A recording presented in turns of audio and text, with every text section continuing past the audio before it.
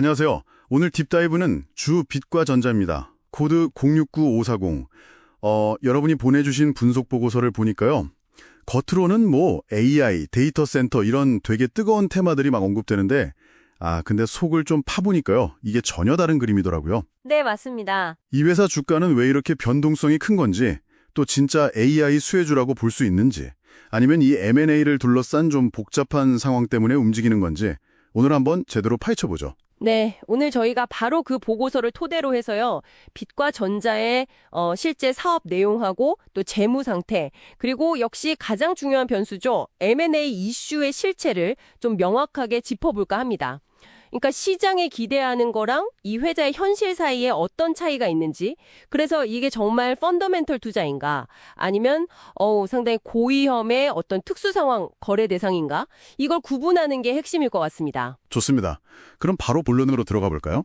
보고서에서 제가 딱 보고 좀 했던 게 회사 이름은 빛과 전자인데 주력 사업이 LED가 아니라는 점이었어요. 그렇죠. 실제 매출은 대부분 미국 FTTX, 그러니까 가정용 광 케이블 망에 들어가는 댕내 단말기용 광 모듈, 여기서 나온다고요? 네, 정확합니다. 그게 가장 중요한 포인트 중 하나예요. 이게 근데 시장에서 막 기대하는 AI 데이터 센터용 고속 광통신 부품, 이거랑은 좀 거리가 있는 얘기 아닌가요? 맞습니다. 바로 그 지점이죠.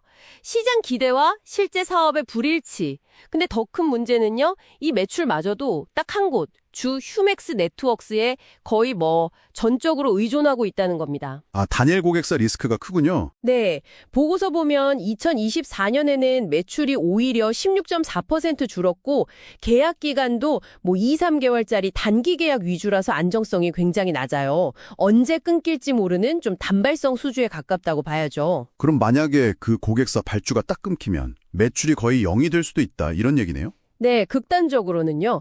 그 고객 집중 리스크가 정말 크다고 할 수 있습니다. 와, 매출 구조가 이렇게 좀 불안정하다면 재무는 어떤가요? 보고서에 주당 순손실 EPS가 마이너스 421.5원 이렇게 나오던데 이게 당시 주가 856원 기준으로 보면 거의 주가의 절반 가까이가 매년 그냥 손실이라는 거잖아요. 네, 맞습니다. 그 정도 손실을 계속 보고 있는 거죠. 누적 결손금도 900억 원이나 되고요. 그렇죠. 자체적으로 돈을 벌기는 거의 어렵고 계속 외부 자금, 그러니까 유상증자 같은 걸로 수혈을 받아야만 겨우 생존이 가능한 상태. 이건 성장 기업이라기보다는 보고서 표현대로 한계 기업에 가깝다고 봐야죠. 상황이 생각보다 더 심각하네요. 네, 이런 상황에서 이제 등장한 가장 큰 변수가 바로 새로운 최대 주주, K헤드 조합입니다. 이게 사실상 KH그룹이죠. KH그룹이요? 네, 근데 이 KH그룹의 등장이 단순히 그냥 경영권이 바뀌었다, 이게 아니라 상당한 리스크를 안고 들어왔다는 게 문제입니다. 아시겠지만 그룹 총수인 배상희 회장은 현재 알펜시아 리조트 입찰 담합 같은 여러 혐의로 해외 도피 중인 걸로 알려져 있고요. 인수 과정부터 그 직후까지 셀프 거래니 계열사 자금 동원이니 하는 의혹들이 계속 제기되고 있습니다. 보고서에서 특히 터널링 위험을 아주 강하게 경고하고 있던데요. 인수 직후에 사업 목적의 본업이랑 전혀 상관없는 리조트 사업 개발, 이걸 추가했다는 점을 딱 짚으면서요. 네, 그게 아주 중요한 시그널이죠. 유상증자로 모은 돈, 그 운영자금이라는 게 광모듈 사업에 쓰이는 게 아니라 KH그룹의 다른 사업이나 계열사 지원하는 데 유용될 가능성, 즉 터널링 리스크가 극단적으로 높다. 이렇게 분석했던데 맞습니다. 이게 진짜 현실화되면 상장 폐지까지 갈 수 있는 거 아닌가요? 네, 그게 최악의 시나리오고 보고서는 그 가능성을 상당히 높게 보고 있습니다. 그런데도 주가는 왜 그렇게 움직였을까요? 최근에 급등락도 있었잖아요. 그렇죠. 그럼에도 불구하고 주가가 움직인 건 역시 시장의 테마 때문입니다.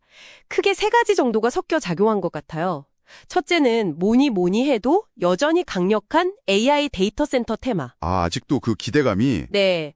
둘째는 오지 육지 통신망 고도화에 따른 수혜 기대감. 이것도 있고요. 그리고 마지막으로는 M&A를 통해서 혹시 경영 정상화가 되지 않을까 하는 기대감.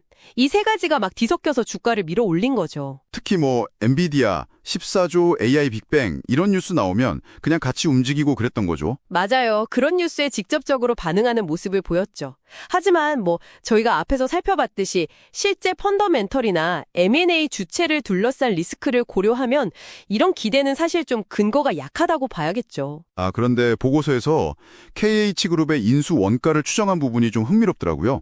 대략 주당 754원에서 913원 사이다. 이렇게요. 네네. 근데 최근 주가 11월 5일 기준 877원가 딱 그 범위 안에 있더라고요. 이게 뭔가 의미가 있을까요?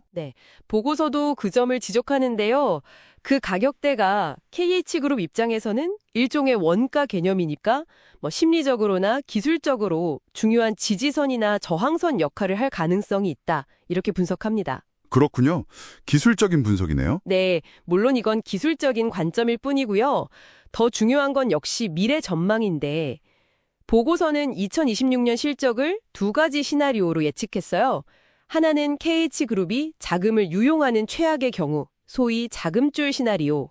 다른 하나는 약속대로 R&D에 투자하는 최선의 경우, 턴어라운드 시나리오. 네. 근데 결론은 어느 쪽이든 2020년에도 흑자 전환은 어렵다. 오히려 적자가 지속되거나 더 커질 수 있다. 이렇게 봤습니다. 아, 최선의 경우에도 흑자는 어렵다고요? 네. 그리고 특히 현재 상황이나 과거 행태를 봤을 때 그 자금줄 시나리오, 즉 자금 유용 가능성을 훨씬 더 높게 보고 있다는 점이 중요합니다. 그럼 정리를 좀 해보자면 빛과 전자는 AI라는 아주 매력적인 테마에 엮여 있는 것처럼 보이지만 실제 사업 내용은 전혀 다른 FTTX 광모듈에 국한되어 있고 그마저도 매출은 줄고 있고 특정 고객사에 너무 의존하고 있다. 그렇죠. 재무 상태는 매우 불안정하고 결정적으로 새로운 주인인 KH그룹을 둘러싼 심각한 거버넌스 리스크. 이게 턴어라운드에 대한 기대감보다 훨씬 커 보인다. 네, 정확하게 요약하셨습니다. 현재 주가는 그러니까 펀더멘털보다는 테마랑 M&A 기대감에 아주 위태롭게 쌓아올린 결과다. 이렇게 봐야겠네요. 그렇습니다. 이번 딥다이브는 여러분께서 어떤 기업 정보를 접하실 때 특히 요즘처럼 AI 같은 아주 강력한 테마와 연결된 이야기를 들으셨을 때요. 한 발짝 좀 물러서서 그 이면에 있는 진짜 사업 내용, 또 재무 건전성, 그리고 M&A 같은 이벤트가 있다면 그 실체와 관련된 사람들의 배경까지 이걸 얼마나 꼼꼼하게 따져봐야 하는지를 잘 보여주는 사례라고 생각합니다. 그냥 키워드 하나만 보고 판단하기에는 숨겨진 위험이 너무 클 수 있다는 거죠. 네, 정말 중요한 지적이네요. 저 그럼 마지막으로 여러분께 질문 하나 던지면서 마무리할까 합니다. 보고서는 KH그룹이 유상증자로 조달한 약 56억 원, 이 돈의 사용처가 이 회사의 미래를 결정지으라죠. 핵심적인 단서가 될 거라고 말합니다. 만약 여러분이 앞으로 나올 빛과 전자의 분기 보고서를 보시게 된다면 이 돈이 정말 광모듈 R&D라는 명목대로 쓰였는지 아니면 보고서가 우려하는 것처럼 대여금이 갑자기 늘었다거나 리조트 관련 자산 취득 같은 다른 항목으로 나타나는지 이걸 확인하기 위해서 가장 먼저 어떤 계정 과목을 딱 살펴보시겠습니까? 아마 그 첫 번째 흔적이 이 회사가 앞으로 나아갈 진짜 방향을 알려주는 중요한 단서가 될지도 모릅니다.